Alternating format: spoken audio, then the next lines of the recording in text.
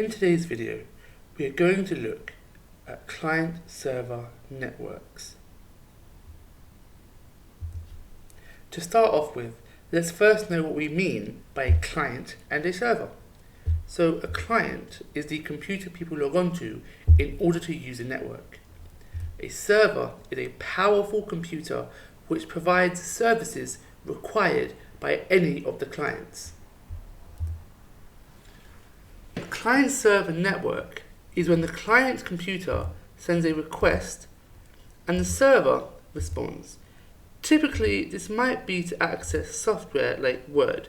This software is stored on the server, so when the client wants to open the software, the server looks for it, then opens Word on the client computer. There are many advantages to client-server networks. All data can be backed up centrally rather than on each individual computer. This makes it easier to find the data.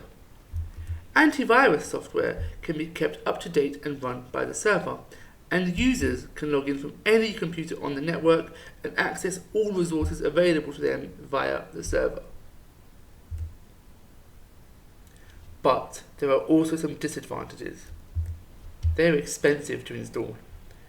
If the server goes down, the whole network is out of action, and servers can be overloaded and be slow if too many clients are using them.